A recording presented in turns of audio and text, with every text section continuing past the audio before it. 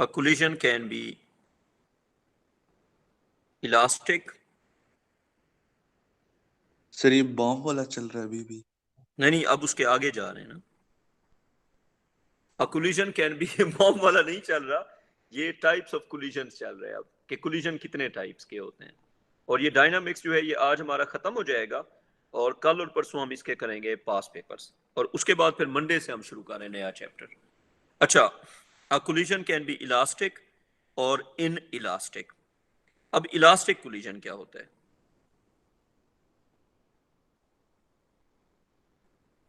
Elastic collision,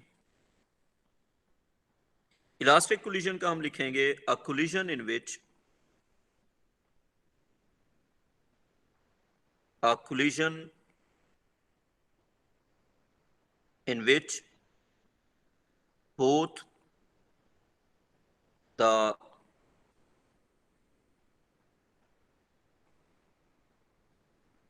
total momentum and total ke, ये दो चीजें हैं जिस पे बात होती है। टोटल के ई आर कंजर्व्ड। कंजर्व्ड का मतलब होता है कोलिजन से पहले और कोलिजन के बाद इट वुड बी सेम। तो बेटा जहां पे टोटल काइनेटिक एनर्जी और टोटल मोमेंटम कंजर्व्ड होगा उसको हम कहेंगे इलास्टिक कोलिजन। और बच्चों मेरी बात सुनो, ये हमारा नोट्स वाइज ना आखिरी टॉपिक है, लेकिन इसके बाद हमने बहुत सारी एग्जांपल्स करनी है। अप टिल संडे हम इसके करेंगे पास पेपर एग्जांपल्स, मंडे से हम शुरू करेंगे इंशाल्लाह नया चैप्टर। तो a collision in which both the total momentum and total kinetic energy are conserved, बल्कि मंडे से पहले हम करेंगे ग्राफ्स, उसके बाद हम करेंगे नया चैप्टर। अच्छा, a collision in which both the total momentum and total ke are conserved is called elastic collision। बच्चों उसके बाद आप लिखो inelastic collision। अच्छा, मैंने जो वो कैनेमेटिक्स और वेक्टर्स के नोट्स लगाए थे ना, वो सॉरी रिकॉर्डेड लेसन्स, उसमें एक मसला आ रहा है, उसमें कुछ फाइल्स ना सही तरह से अपलोड नहीं हुई, वो मुझे दोबारा अपलोड करनी पड़ेंगी, वो आज मैं कर दूंगा। मैंने कैनेमेटिक्स के कंप्लीट रिकॉर्डेड लेसन्स लगाए थे और वेक्टर्स के भी लगाए थे, लेकिन प्रॉब्लम ये आ गया कि उसमें ना कुछ रिकॉर्डिंग्स हैं जो अपलोड सही तरह से नहीं हुई, वो मैं दोबारा फिर अपलोड कर दूंगा। अच्छा, अब हम जाते हैं जी इनइलास्टिक कोलिजन पे। इसका हम लिखेंगे a collision a collision in which the total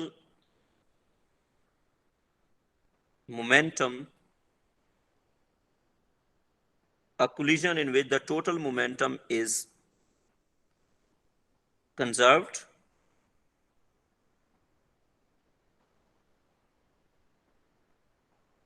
however total kinetic energy is not conserved। Simple is that. इसका मतलब हुआ कि मोमेंटम दोनों में कंजर्व करता है, और इलास्टिक होगा या नहीं होगा, it's all about the total kinetic energy. जहां पे टोटल कैनेटिक एनर्जी कंजर्व करेगी वो इलास्टिक होगा, जहां पे कंजर्व नहीं करेगी वो इनइलास्टिक होगा। बच्चों क्लियर यहां तक? अच्छा, अगर आपने इस पेज का ले लिया स्क्रीनशॉट तो बहुत अच्छी बात है, अगर आपने स्क्रीनशॉट नहीं लिया तो इसका स्क्रीनशॉट ले लो। मुजम्मिल हो गया स्क्रीनशॉट? जी सर हो गया। अच्छा मुजम्मिल, ये जो हम ऑनलाइन क्लासेस करते हैं इसमें जो जिस वे से मैं पढ़ा रहा हूँ, मुझे नहीं पता कि बाकी टीचर किस वे से पढ़ा रहे हैं। डू यू थिंक मैं इसको फर्दर बेहतर बना सकता हूँ? Can you give me sir some अभी के एडवाइस? हिसाब से तो सही है वैसे। क्या चीज? अभी सही चल रहा है सर। अच्छा, तो इफ यू थिंक, बच्चों all of you, if any one of you thinks के ये हम थोड़ा सा इंप्रूव कर सकते हैं बाय डूइंग दिस, तो आप मुझे सजेस्ट करोगे कि ये चीज की जाए, तो फिर ये हमारी जो क्लासेस हैं जो ऑनलाइन वाली हैं ये बेहतर हो सकती हैं, तो आप मुझे सजेस्ट करेंगे अगर आपको कुछ लगे इस तरह का। अच्छा, elastic collision and inelastic collision. अब अगले पेज पे आप बना लो एक टेबल, लिखो क्वांटिटी,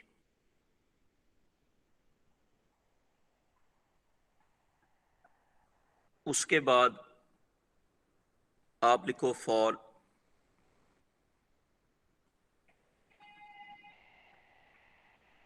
इलास्टिक कोलिजन, और उसके बाद आप लिखो फॉर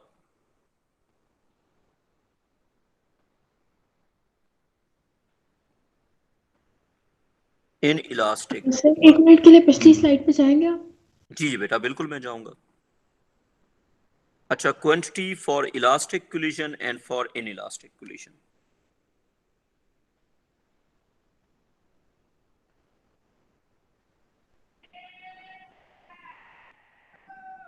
हो गया सर। अच्छा जी, इसका अगर हम लिखेंगे क्वांटिटी, सबसे पहले हम देखते हैं जी टोटल मोमेंटम। टोटल मोमेंटम होगा sum of momentum of all the objects. अच्छा, टोटल मोमेंटम, उसके बाद टोटल काइनेटिक एनर्जी, उसके बाद टोटल एनर्जी, उसके बाद टोटल पोटेंशियल एनर्जी। अच्छा, डेफिनेशन में ये दो चीजें आती हैं, और ये जो कोलिजन्स है ना, ये दोनों आइसोलेटेड सिस्टम्स में है। बेटा हमारे सिलेबस में भी ओनली हैव आइसोलेटेड सिस्टम। जो इन आइसोलेटेड सिस्टम है वो तो हमारे सिलेबस में है ही नहीं। तो हमारे सिलेबस में सिर्फ और सिर्फ आइसोलेटेड सिस्टम है। हमने सिर्फ बात ही किसकी करनी है? आइसोलेटेड सिस्टम की। ठीक है जी। तो अब अगर बात की जाए तो हम ये बात करेंगे कि टोटल मोमेंटम बेटा दोनों में कंजर्व करता है, इसमें भी कंजर्व्ड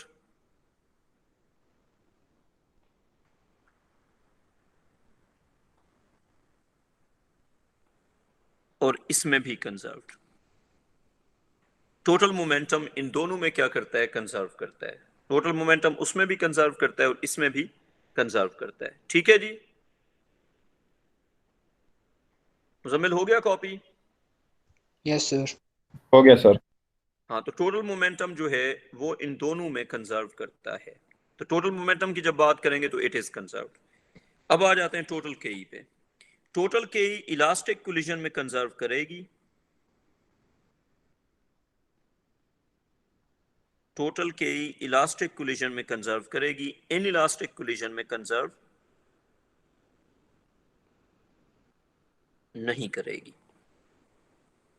कंजर्व करने का मतलब है कोलिजन से पहले और बाद वैल्यू सेम होगी या नहीं होगी। टोटल काइनेटिक एनर्जी होगी क्या? Sum of kinetic energies of all the objects. Sir total इसके काइनेटिक एग्जांपल्स एनर्जी। हैं? जी बेटा, इसके एग्जांपल्स हैं? एग्जाम्पल तो बेटा दूंगा आगे, अभी ये टेबल बनाएंगे उसके बाद एग्जाम्पल्स करेंगे ना। अगर मैं यहाँ पे इसकी एग्जाम्पल्स देना शुरू हो गया तो प्रॉब्लम ये होगा कि फिर वो जो चीजें हैं वो रह जाएंगी। एग्जाम्पल्स हम आगे देखेंगे ना। तो ठीक है सर। टोटल काइनेटिक एनर्जी जो है बेटा, इसको इस तरह से याद रखना है कि आपको एग्जामिनर बताएगा कि कोलिजन इलास्टिक है या इन इलास्टिक है, तो उस हिसाब से आपने डिस्कस करना होगा कि इलास्टिक है या इन इलास्टिक है। तो अगर वो कहेगा इलास्टिक है तो मोमेंटम भी कंजर्व होगा और केई भी कंजर्व होगी। अगर वो कहेगा इन इलास्टिक है तो उसमें मोमेंटम कंजर्व करेगा, केई कंजर्व नहीं करेगी। एग्जांपल्स मैं आगे दूंगा। अच्छा बेटा, टोटल एनर्जी हर वक्त कंजर्व करती है unless you have a nuclear reaction. Total energy सिर्फ न्यूक्लियर रिएक्शन में कंजर्व नहीं करती, otherwise it is always conserved. Always conserved accept in nuclear reaction. इसका हम लिख लेते हैं।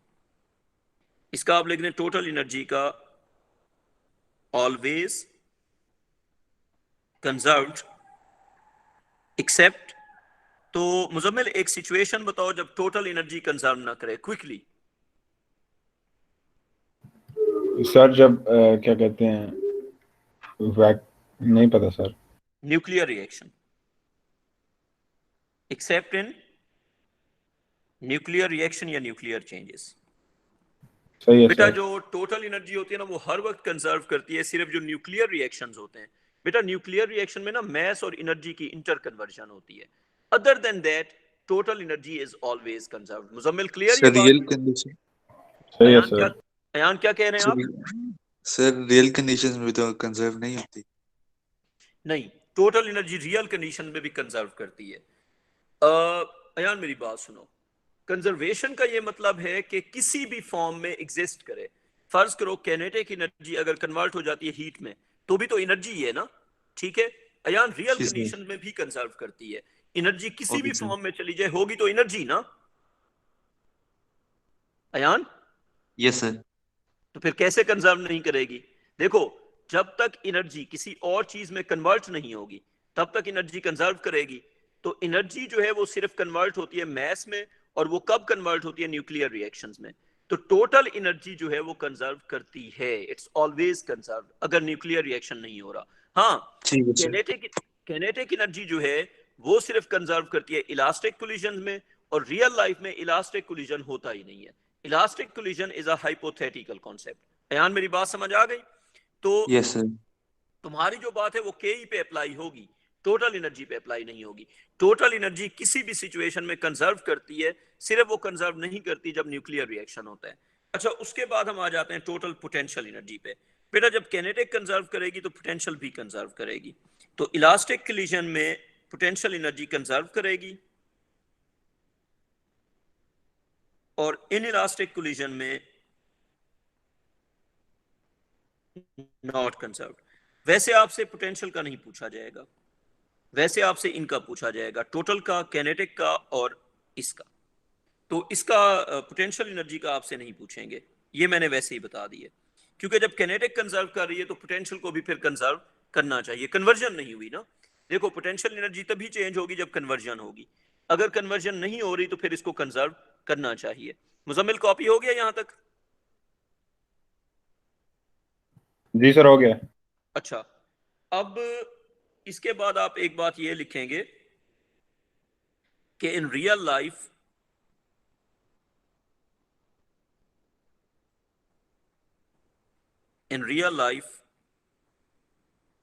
the collisions, सर जो इलास्टिक एनर्जी है वो पोटेंशियल में ही आती है। हाँ वो पोटेंशियल में आती है, तो ग्रेविटेशनल भी पोटेंशियल में आती है। जो जो केमिकल बॉन्ड्स होते हैं वो भी पोटेंशियल एनर्जी है। जो इंटरमॉलिक्यूलर फोर्सेस की वजह से एनर्जी है वो भी पोटेंशियल एनर्जी है। तो असल में यूनिवर्स में दो तरह की एनर्जीज हैं, कैनेटिक और पोटेंशियल। तीसरी कोई एनर्जी है ही नहीं। तुम कहोगे हीट, बेटा हीट जो होती है वो कैनेटिक एनर्जी होती है, मॉलिक्यूलर वाइब्रेशंस की वजह से होती है। तो जो एनर्जीज होती हैं वो होती ही कैनेटिक या पोटेंशियल हैं। तो अगर कैनेटिक कंजर्व कर रही है तो पोटेंशियल भी 100% कंजर्व करेगी। अयान समझ आ गई बात? जी सर। तो अब आगे चलते हैं। अच्छा, in real life the collisions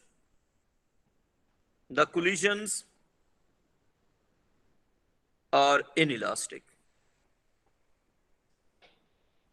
in real life the collisions are inelastic. इसके बाद एक बात और लिखो।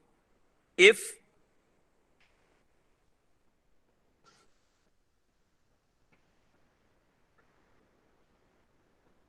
the nature of collision is not given, अगर एग्जामिनर ने नहीं बताया हुआ, अगर एग्जामिनर ने नहीं बताया कि इट्स इलास्टिक और inelastic, if the nature of collision is not given, then हम खुद से क्या इज्यूम करेंगे?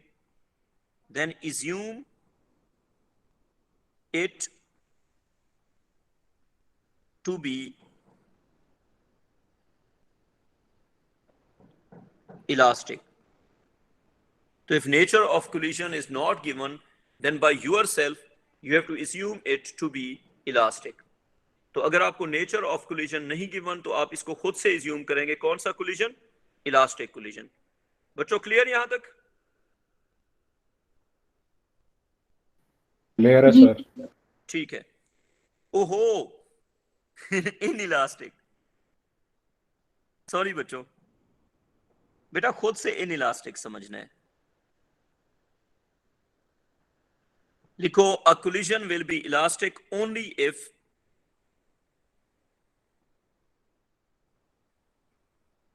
a collision will be elastic only if the examiner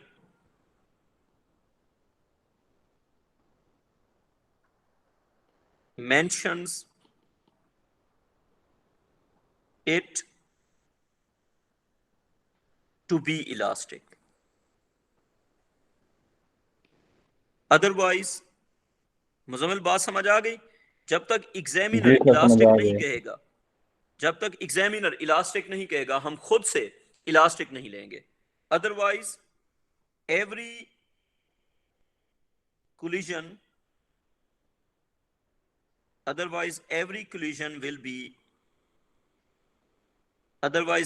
collision will be assumed to be inelastic. और इलास्टिक कोलिजन की अगर मुझे कोई बच्चा कहे कि गिव एन एग्जांपल, तो the only example that I get is the collision between the molecules of an ideal gas. Do you know that ideal gas के जो मॉलिक्यूल्स होते हैं उसके इन बिटवीन इंटरमॉलिक्यूलर फोर्सेस नहीं होती। तो Yes, sir. मुजम्मिल, अच्छा, आइडियल गैस भी हाइपोथेटिकल कॉन्सेप्ट है, तो जो हमारे पास एग्जांपल है वो भी हाइपोथेटिकल सब्सटेंस के लिए, मतलब रियल जी लाइफ में सर। तो फिर कोई एग्जांपल हुई ना, क्योंकि जिसकी हम बात कर रहे हैं वो तो खुद ideal gas is not a real thing, ideal gas is just a model, it's a hypothetical thing. इसका मतलब है elastic collision is hypothetical. Real life में इलास्टिक कोलिजन अचीव करना is almost impossible. So a perfectly elastic collision is not possible in real life. अच्छा, मेरी बात सुन लो, जब तक कोलाइडिंग फोर्स के अलावा कोई भी और फोर्स होगी, कोलिजन इलास्टिक नहीं हो सकता। क्यों? क्योंकि जब कोई फोर्स होगी तो वर्क होगा, जब वर्क होगा तो एनर्जी कन्वर्जन होगी, तो के ई किसी और फॉर्म ऑफ एनर्जी में कन्वर्ट हो जाएगी। तो अगर हमें कोई ऐसा मैटर मिले जिसमें ना ग्रेविटी हो, ना कोई इलास्टिक फोर्स हो, ना कोई इंटरमॉलिक्यूलर फोर्स हो, तो फिर कोलिजन इलास्टिक हो सकता है। मुजम्मिल, इज इट पॉसिबल कि कोई मैटर हो जिसमें ना तो बॉन्ड्स हो, ना इंटरमॉलिक्यूलर फोर्स हो, ना ग्रेविटेशनल फोर्स हो? क्या ये पॉसिबल है या नहीं है? सर नहीं, ये नहीं है, नहीं है असल में पॉसिबल। नहीं है। तो बेटा देखो, अगर आपको ऐसा मैटर मिलेगा तो इलास्टिक कोलिजन होगा। इसका मतलब है elastic collision is just hypothetical. Examiner कहेगा इलास्टिक कोलिजन, तो हम उसको इलास्टिक लिया करेंगे। रियल लाइफ में इलास्टिक कोलिजन नहीं हो सकता। तो लिखो, one example of elastic collision could be one example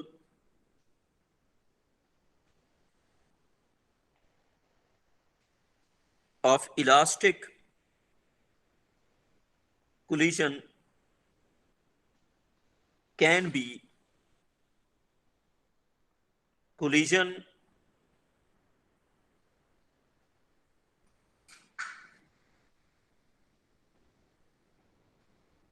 between the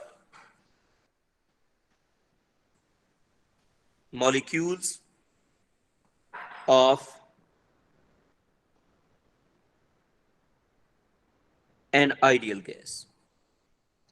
One example of elastic collision can be collision between the molecules of an ideal gas. बच्चों, copy कर लिया? सोले बेटा, जी सर। कॉपी हो गया? कामरान, हो हो गया गया सर। कॉपी यहां तक? हो गया सर। ठीक है। अच्छा, अब ये कहानी तो हो गई यहां तक। अब एक टेबल आपने और भी बनाना है, वो टेबल आप दोबारा बनाएंगे। उसमें भी आपने इसी तरह लिखना है क्वांटिटी, उसके बाद आपने लिखना है इलास्टिक कोलिजन। अच्छा, कुछ बच्चे मुझसे जो सवाल पूछ रहे हैं ना कि ज्यादा सारी हम एग्जांपल्स के टुवर्ड्स जाएं, प्रॉब्लम ये है कि हमने पढ़ना है एग्जाम पॉइंट ऑफ व्यू से, और एग्जाम पॉइंट ऑफ व्यू से ये जो मैं टेबल्स बनवा रहा हूं they are more important. Examiner आपसे ये वाली चीजें पूछेगा, तो जो एग्जाम में आना है, because we have limited time, तो हमने सिर्फ उस पर ज्यादा फोकस करना होता है। तो number 1, momentum of an individual object। Muzammil क्या लिखेंगे इसके लिए? टोटल मोमेंटम की बात नहीं हो रही, मोमेंटम ऑफ वन ऑब्जेक्ट, क्या लिखेंगे बेटा? सर इलास्टिक कोलिजन होगी, नहीं होगी।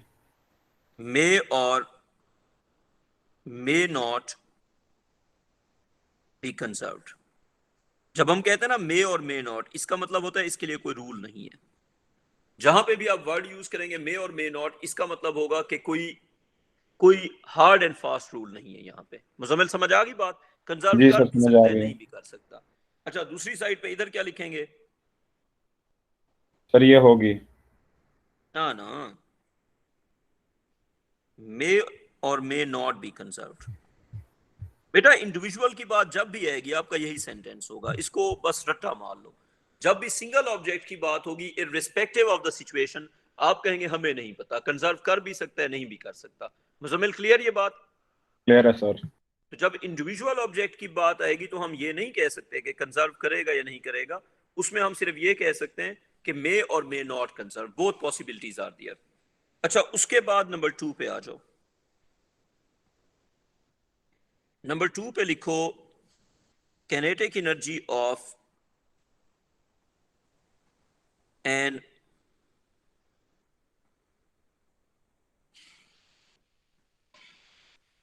Individual object.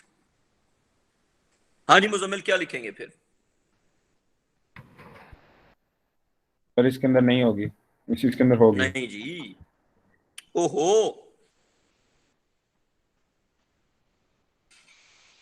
B conserved. अच्छा, मे और मे नॉट का मतलब होता है नॉट कंजर्व्ड, क्योंकि कंजर्व्ड का मतलब होता है ऑलवेज। तो जहां पे हम मे और मे नॉट लिख रहे हैं, इसका मतलब है कंजर्व नहीं कर रहा। तो इसका मतलब यह है कि इंडिविजुअल के लिए कोई रूल नहीं है। तो ऐसा हो सकता है कि एक्सीडेंटली कंजर्व कर जाए, लेकिन कोई रूल नहीं है, नो रूल। तो इंडिविजुअल ऑब्जेक्ट्स के लिए वी हैव नो रूल। अच्छा, नंबर 3, टोटल KE। नंबर 4,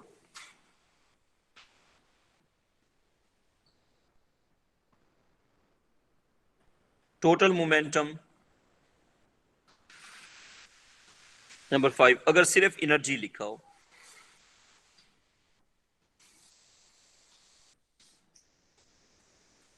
और लिखा हो energy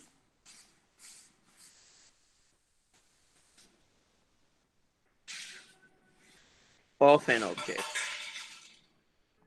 energy of an individual object, total KE elastic में कंजर्व होगी और इन इलास्टिक में कंजर्व नहीं होगी। अब ये रूल है यहां पे, टोटल मोमेंटम इलास्टिक में भी कंजर्व होगा और इन इलास्टिक में भी कंजर्व होगा। कंजर्व का मतलब है it's same before and after the collision. अच्छा, एनर्जी की जब बात होती है ना, जब हम जनरली लिखते हैं एनर्जी, तो एनर्जी का मतलब ही टोटल एनर्जी होता है। जब हम जनरली एनर्जी लिखते हैं तो इट इज टोटल एनर्जी। तो एनर्जी का मतलब होता ही टोटल एनर्जी है।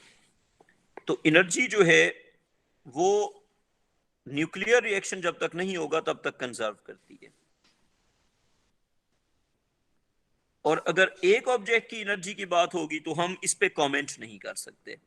बेटा मे और मे नॉट का मतलब होता है we can not comment, we are not sure. Muzammil समझ आ गई बात? समझ आ गया।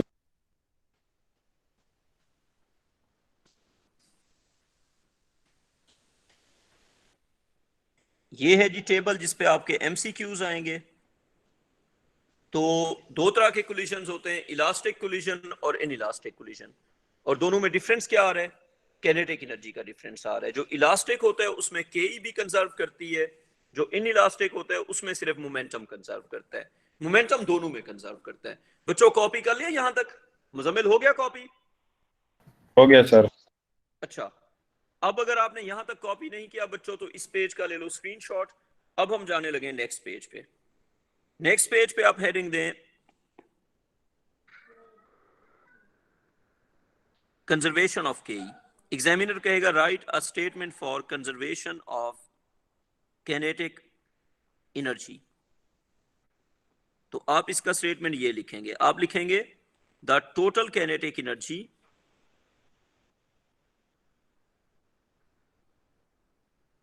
मुजम्मिल, टोटल कैनेटिक एनर्जी क्या होगा? Sum of kinetic energy of all the objects in the system. The total kinetic energy for an elastic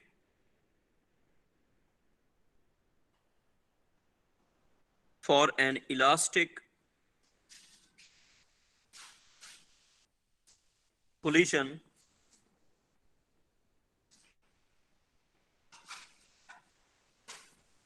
will be conserved. For an elastic collision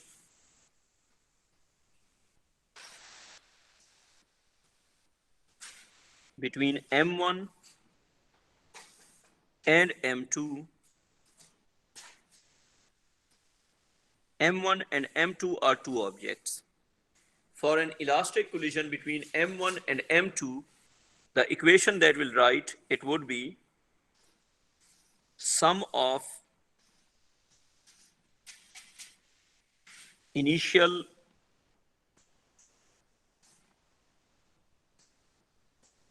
Ke's will be equal to sum of final Ke's. Sum of initial Ke's will be equal to sum of final Ke's. तो initial Ke जो है उसका sum final Ke's के sum के equal होगा. तो अब अगर हम इसका equation लिखते हैं वो क्या बनेगा? 1/2 m1 u1 square plus 1/2 m2 u2 square. ये क्या बना? Ke of the first object plus Ke of the second object, लेकिन initial will be equal to 1/2 m1 v1 square. अच्छा, v हो गई फाइनल वेलोसिटी, तो 1/2 m1 v1 स्क्वायर, इसके साथ प्लस हो जाएगा 1/2 m2 v2 स्क्वायर. तो sum of initial K will be equal to sum of final K. Muzammil, हो गया कॉपी? Yes, sir. तो ये किसका स्टेटमेंट हो गया? कंजर्वेशन ऑफ काइनेटिक एनर्जी का. एक आखिरी सेंटेंस ये लिख लो कि if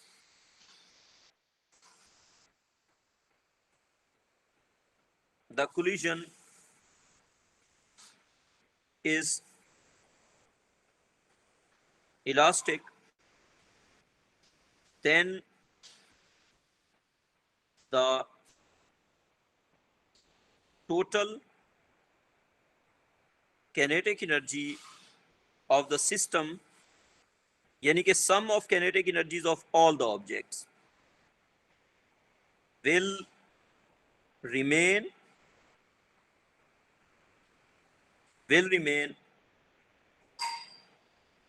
unchanged.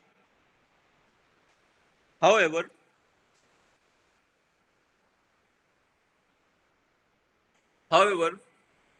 kinetic energies of individual objects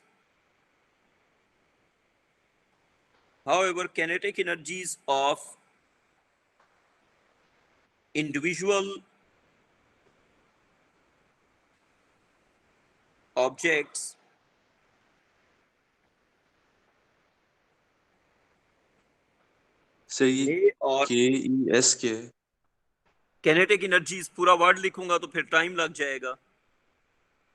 के का सम हो गया ना, kinetic energies. ठीक है सर, ठीक है. ठीक है. अच्छा, kinetic energies of individual objects may or may not be conserved. तो बेटा इलास्टिक कोलिजन में टोटल तो कंजर्व करेगी, इंडिविजुअल पे हम कमेंट नहीं कर सकते। मुजम्मिल कंफ्यूजन है या क्लियर? नहीं सर, अब समझ आ गया। ठीक है। तो कंजर्वेशन ऑफ के ये होता है कि इलास्टिक कोलिजन में जो टोटल काइनेटिक एनर्जी है वो अनचेंज रहती है, लेकिन जो इंडिविजुअल ऑब्जेक्ट्स की काइनेटिक एनर्जीज हैं वो चेंज भी हो सकती हैं, possibility of change is there. ठीक है जी, अब इसके बाद हम आगे चलते हैं। अब जरा आप आ जाएं इस बात पे, हेडिंग लिखें Newton's law of restitution. Sir screenshot लेनी है, सॉरी वो पीछे हाँ हाँ कोई बात नहीं, कोई बात नहीं। अच्छा ये हो गया Done. Conservation of kinetic energy. तो जो इलास्टिक कोलिजन होता है उसमें काइनेटिक एनर्जी कंजर्व करेगी। तो मुजम्मिल अगर पेपर में क्वेश्चन हो कि what is the condition for conservation of kinetic energy, तो आप क्या लिखोगे बेटा? Sir system remain unchanged. तो कंडीशन ये होगी कि the collision should be elastic, the system should be जी। इलास्टिक। तो जो इलास्टिक कोलिजन होता है उसमें टोटल काइनेटिक एनर्जी कंजर्व करती है। अच्छा मुजम्मिल इंडिविजुअल के ही कंजर्व करेगी या नहीं करेगी? We can not sir may और may comment, not, it will may or not. May not be conserved. हाँ हाँ, तो हम कहेंगे इट विल नॉट। जब बात सुनो, जब मे और मे नॉट हो उसका मतलब नॉट ही होता है। मुजम्मिल मेरी बात सही है, सुनो, सही है सर। जब मे और मे नॉट होगा उसका मतलब नॉट ही होगा। मेरी बात समझ आ गई? जी सर। अच्छा, हम यस क्यों सिर्फ सर? तब कहते हैं, हम यस सिर्फ तब कहते हैं जब हम 100% श्योर होते हैं। यस हम सिर्फ तब कहते हैं जब हम 100% श्योर होते हैं, अदरवाइज हम कहते हैं मे और मे नॉट जो है वो नॉट के टुवर्ड्स ही जाता है। जब भी हमारे पास होगा मे और मे नॉट तो वो नॉट के टुवर्ड्स ही जाएगा। ठीक है जी। अच्छा अब जो है,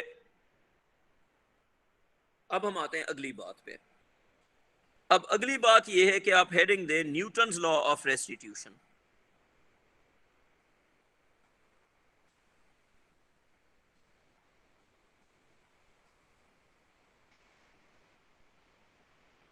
न्यूटन्स लॉ ऑफ रेस्टिट्यूशन।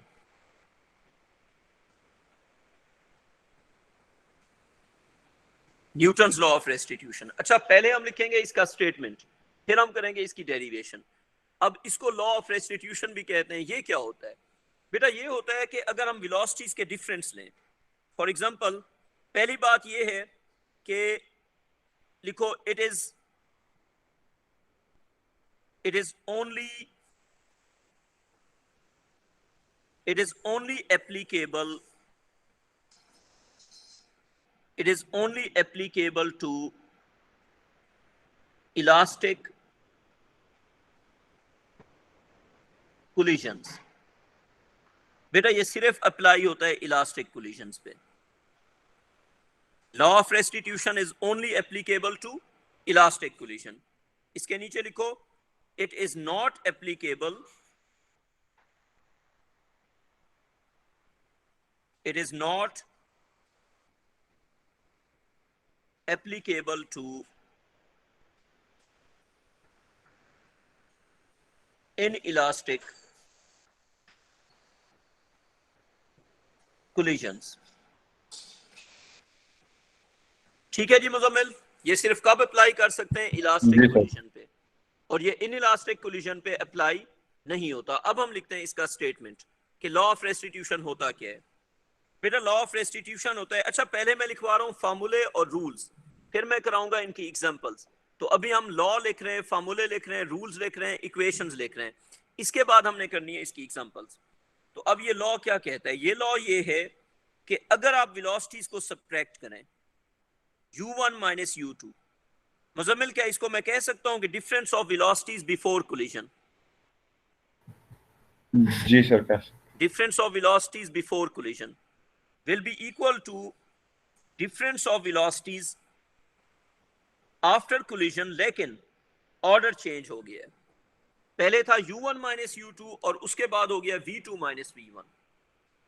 पहले ये क्या था? u2 माइनस u1, ठीक है, और उसके बाद क्या हो गया है? v2 minus v1। ये हमारे पास बन गया फार्मूला। तो अब अगर हम इसकी बात करें तो ये इस तरह से बनेगा कि u1 minus u2 is equal to v2 minus v1। अच्छा, अब इसको पढ़ते कैसे हैं? इस साइड को हम कहते हैं वेलोसिटीज का जो डिफरेंस होता है उसको हम कहते हैं relative speed. Relative speed of approach, मतलब जिस स्पीड से दो ऑब्जेक्ट अप्रोच करेंगे, एक दूसरे को हिट करने के लिए आएंगे, ये इक्वल होगा, इसको हम पढ़ेंगे relative speed of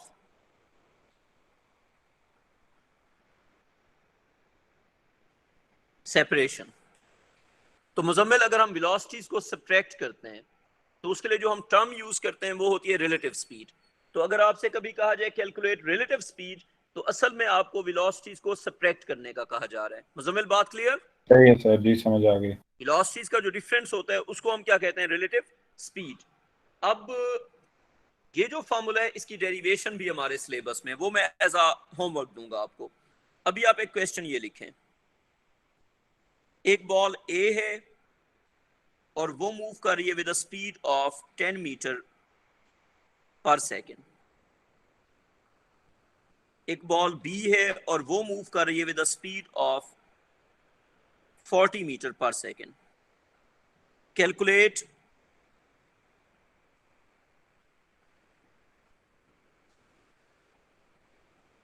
relative speed. Calculate relative speed. अच्छा, एक बॉल है वो जा रही है 10 मीटर पर सेकेंड से, दूसरी बॉल है वो जा रही है 40 मीटर पर सेकेंड से, और आपने इसका क्या कैलकुलेट करना है? Relative speed. मुजम्मिल, क्वेश्चन लिख लिया? जी सर। अच्छा, अब रिलेटिव स्पीड का फॉर्मूला क्या लिखा करेंगे हम लोग? रिलेटिव स्पीड, सर एक लाइन रहेगी पीछे से, एक सेकंड। जी जी बेटा, जी बेटा, आप या तो कॉपी कर लें या फिर स्क्रीनशॉट ले लें। ले ली स्क्रीनशॉट, थैंक यू सर। जी, ठीक हो गया, जबरदस्त। अच्छा, अब कैलकुलेट रिलेटिव स्पीड। तो उस केस में रिलेटिव स्पीड हो जाएगा, बेटा आपकी मर्जी है, आप v2 माइनस v1 कर लें या आप v1 माइनस v2 कर लें। In any case answer same आएगा, सिर्फ साइन चेंज होगा। तो साइन से फर्क नहीं पड़ता, इसको हम एज अ मैग्नीट्यूड लेते हैं।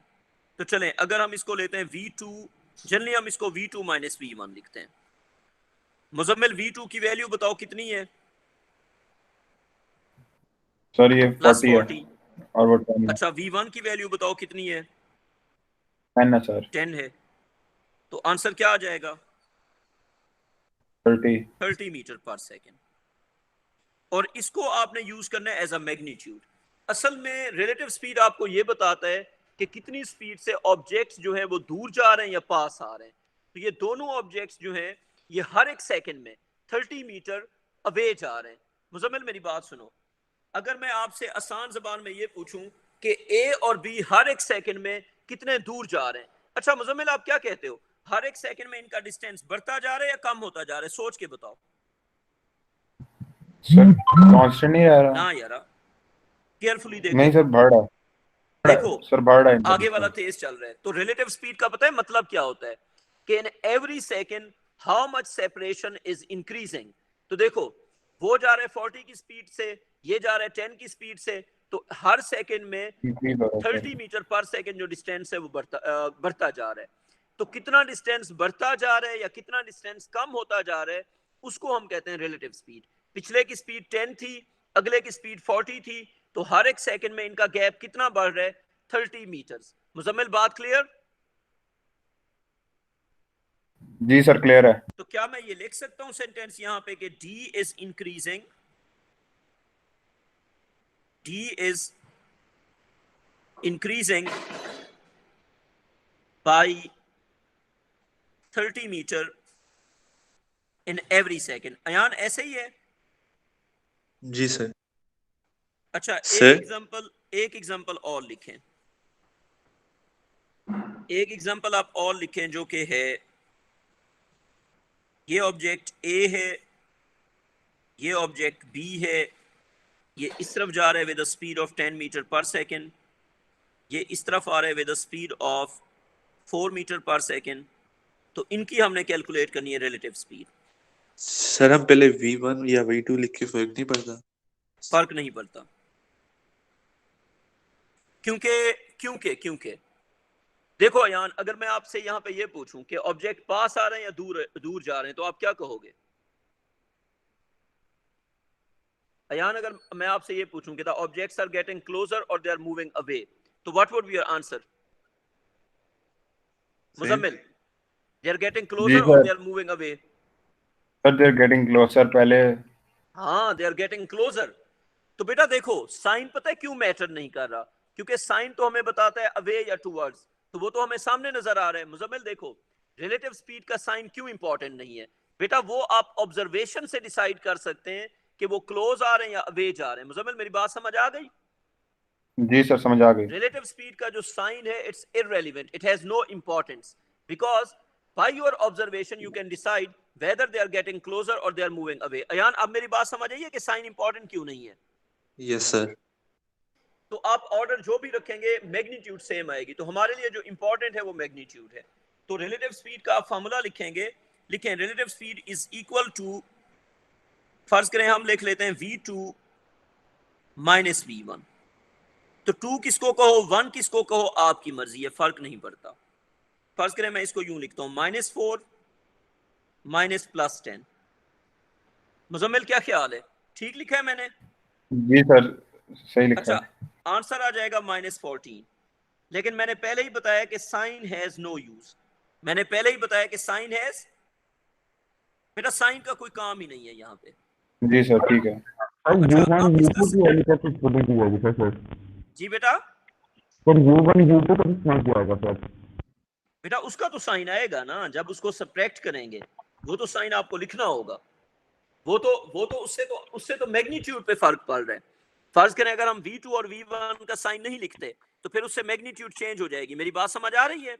मुजम्मिल मुझे एक बात बताओ, जी सर अगर ये समझ आ 10 गई। और 4 का साइन नहीं लिखते तो आंसर 6 भी आ सकता है, 14 भी आ सकता है।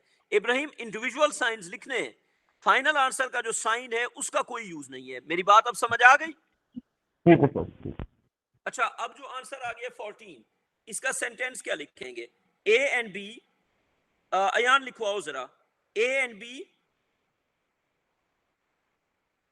बी आर, अयान जी सर। सेंटेंस लिखवाओ ना, ए एंड बी आर,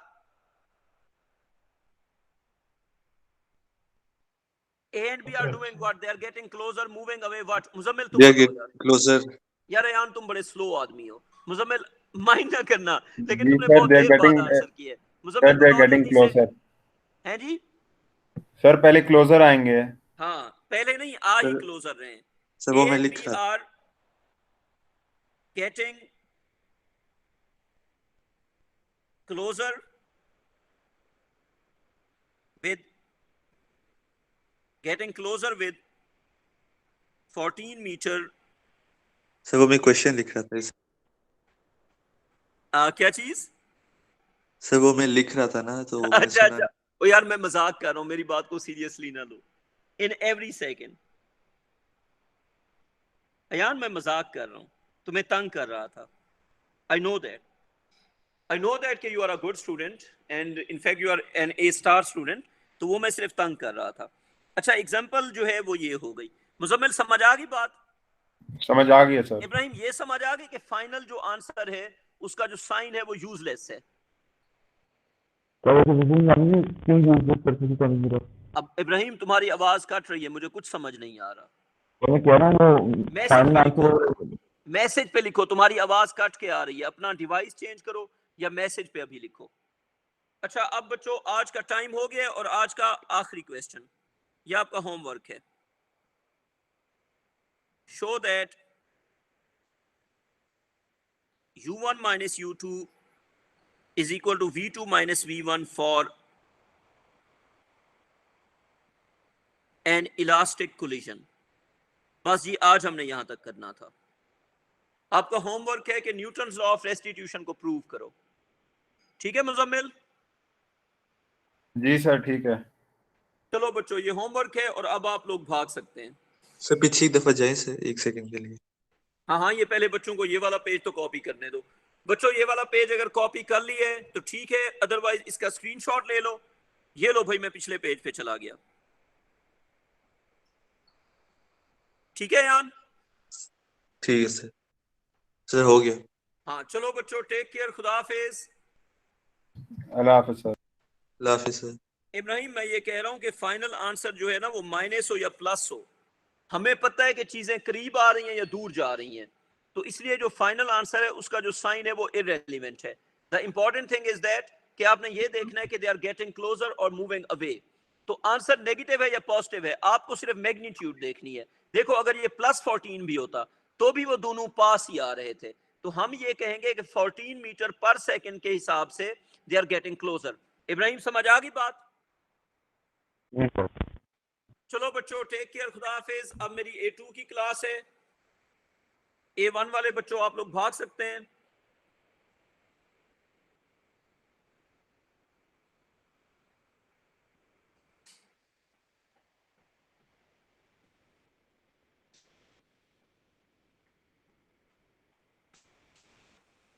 खुदा बेटा हमने आखिरी क्लास में क्या किया था बेटा जी? हुदा शाद बेटा आखिरी क्लास में हमने क्या किया था, डू यू रिमेंबर?